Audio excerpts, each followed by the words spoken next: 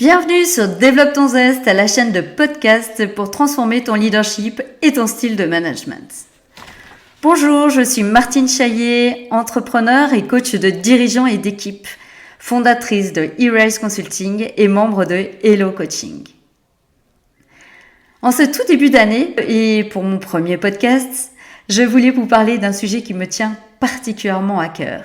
Il s'agit de la gratitude.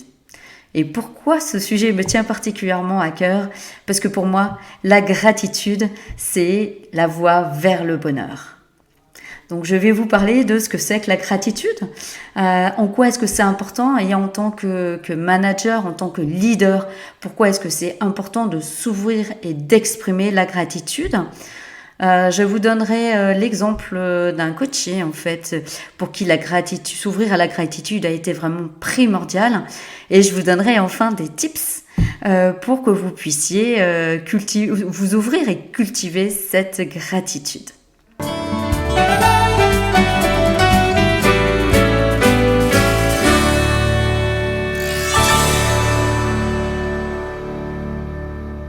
Commençons par qu'est-ce que finalement la gratitude?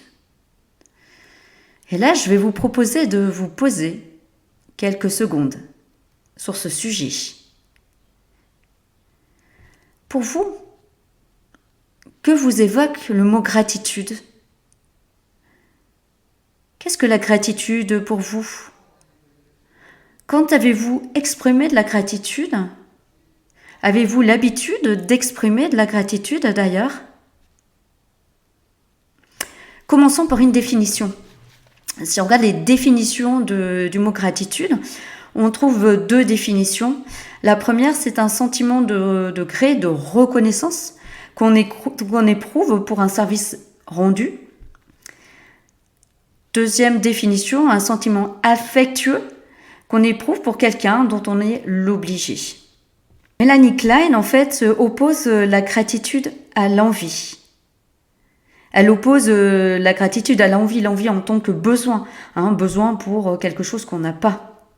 Pour elle, au contraire, la gratitude renvoie à un sentiment de satisfaction envers quelque chose qu'on a, quelque chose qu'on a reçu, envers une personne, une relation, envers soi-même.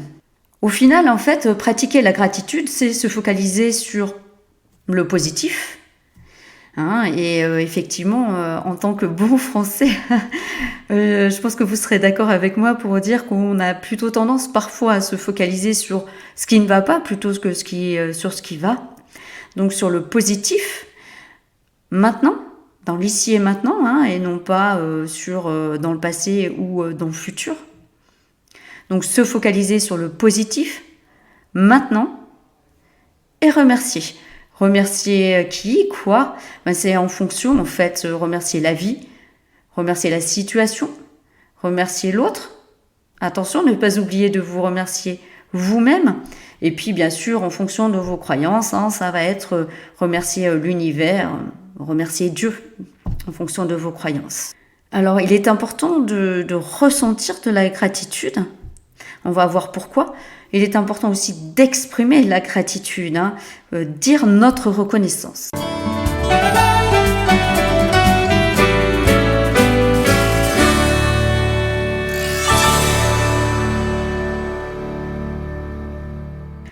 Alors, pourquoi est-ce que c'est important? Pourquoi est-ce que c'est si important en fait de ressentir et d'exprimer la gratitude? Première chose, ainsi qu'on l'a vu, pratiquer la gratitude, c'est se focaliser sur le positif. C'est focaliser notre cerveau sur des choses positives. Qu'est-ce que ça veut dire? Ça veut pas dire... alors j'en entends certains qui vont dire attention, on n'est pas dans le monde des bisounours. En ce moment, c'est compliqué, la situation est compliquée. On arrive dans une nouvelle vague de Covid et ça va être encore compliqué à gérer pour moi, pour mon équipe, en termes privés, en termes professionnels.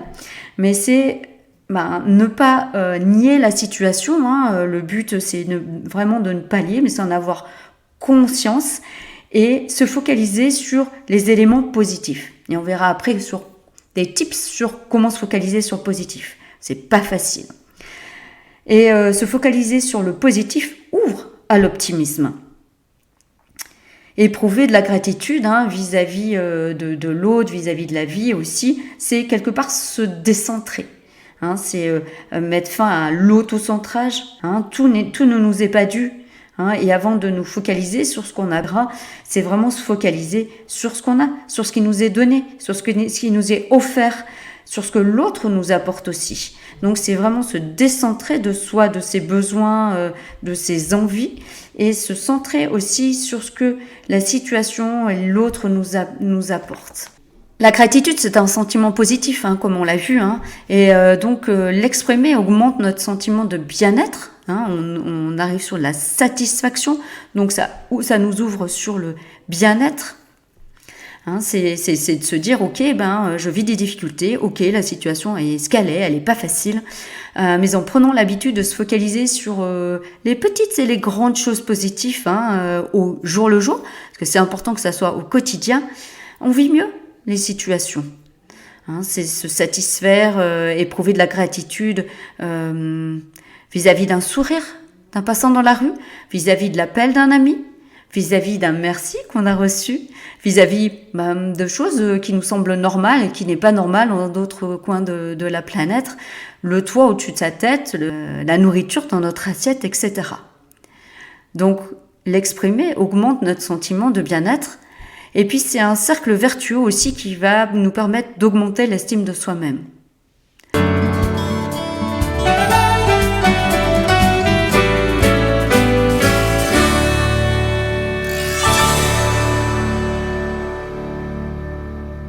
On va voir qu'en fait, la gratitude va vous permettre de développer votre leadership et d'avoir des équipes qui soient engagées, qui soient motivées, qui soient autonomes et qui soient heureuses et qui travaillent en coopération. Le leadership puissant commence tout d'abord par une bonne estime de soi. Et on a bien vu qu'en fait, la gratitude permet d'augmenter son estime de soi.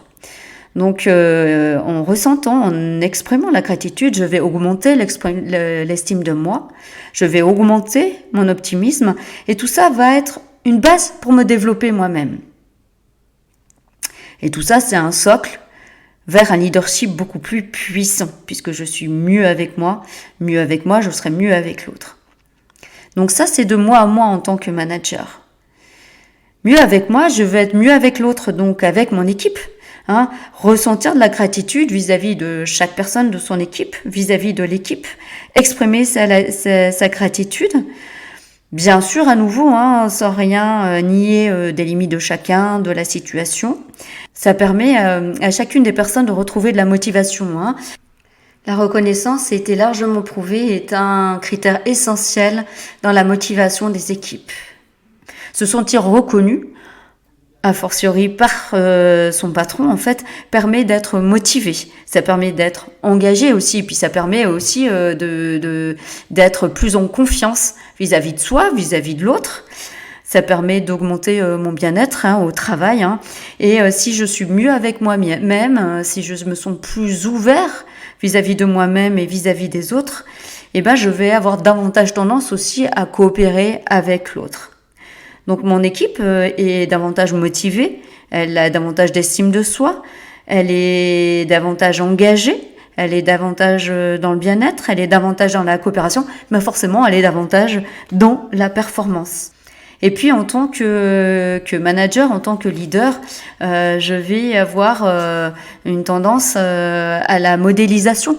Si moi je suis bien avec moi-même, que je suis bien avec l'équipe, que j'exprime de la gratitude vis-à-vis de moi-même, vis-à-vis de la situation et vis-à-vis de l'équipe, mon équipe va avoir tendance à en faire de même. Et c'est comme ça que naît une culture positive, très positive de la gratitude.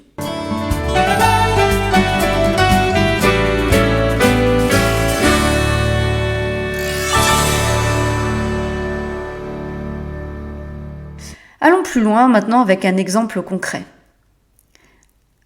Un exemple d'un coaché. Alors pour des raisons de confidentialité, je vais transformer son nom en René. Donc vous allez voir que René, quand il arrive en coaching, il est dans une situation compliquée. Et vous allez me dire, comment éprouver de la gratitude vis-à-vis de sa vie en fait dans cette situation-là. Ça a été justement tout l'enjeu de ce début de coaching. Donc quand René arrive, rien ne va, ni dans sa vie privée, ni dans sa vie professionnelle. Ce sont ses mots, bien sûr. Le travail, ça va pas vraiment bien. Il se demande s'il le quittait ou pas. Sa femme, d'ailleurs, l'a quitté. Il a des problèmes de santé. Il voit plus sa fille. Il voit plus grand monde, d'ailleurs. Il a pris du poids. Il a des problèmes de santé. Il a plus vraiment d'envie, plus vraiment le sens. Il me dit, j'ai plus vraiment le sens ni à mon boulot, ni à ma vie personnelle. Et tout l'enjeu, là, ça a été de trouver justement de la lumière dans ce tunnel. Ça a été une de mes premières questions sur, dans cette situation, je vois bien que c'est compliqué, hein, donc ne pas nier cette situation compliquée, bien sûr, accueillons cette situation qui est compliquée et toute la souffrance qui va avec, mais essayons de voir en fait dans ce tunnel où est la lumière, sur quels sont les éléments positifs sur lesquels construire. Parce que compliqué de construire sur le négatif. Essayons de construire sur le positif. Qu'est-ce que cette situation lui ouvre comme opportunité? Et petit à petit, en fait, ça a commencé à se dénouer. Il me dit, oui, moi j'adore lire, j'adore faire du sport, j'adore découvrir, enfin du moins j'adorais, parce que j'ai oublié ça, j'ai oublié. Mais cette situation m'ouvre davantage de temps, donc j'ai envie de lire. Donc il a commencé à lire. Puis j'ai envie de faire du sport, donc il a commencé à faire du sport. Puis j'ai envie de découvrir à nouveau, donc il a commencé à voyager. Et donc il a commencé à renouer avec ses passions. Il en a découvert d'autres. Et petit à petit, il a retrouvé du positif, de l'énergie, du goût à la vie, du sens. Le sens s'est dessiné petit à petit. Il s'est ouvert aux opportunités qui se sont présentées dans sa vie. Il a équilibré sa vie. Il a équilibré aussi sa santé. Il a retrouvé du santé. La santé, il a retrouvé une situation relationnelle satisfaisante. Il s'est ouvert à des relations amicales. Et puis, il a travaillé sur des axes d'amélioration vis-à-vis de son travail. Il a trouvé un autre sens à son travail. Et il a mis en place ensuite des actions, un plan d'action en fonction de ce qu'il voulait améliorer, changer, introduire dans sa vie. Donc comme vous pouvez le voir, en fait, la gratitude a été tout d'abord un socle solide sur lequel en fait il a pu établir des changements qu'il avait envie d'établir, des plans d'action à mettre en place. Au-delà de ça, en fait, de ce socle solide sur lequel construire, la gratitude, en fait, ça a été, et c'est toujours pour lui, maintenant quelques années après la fin du coaching, un guide vers ce qui lui convient. Lui, il appelle ça vers sa mission, ses missions de vie. S'il n'éprouve pas de gratitude, s'il n'éprouve pas de cette petite étincelle, en fait, c'est que sa situation ne lui convient pas. Et à partir d'éléments qui lui conviennent, il va travailler sur ce qu'il doit changer dans sa vie pour se rapprocher le plus de la situation qu'il avait envie de vivre.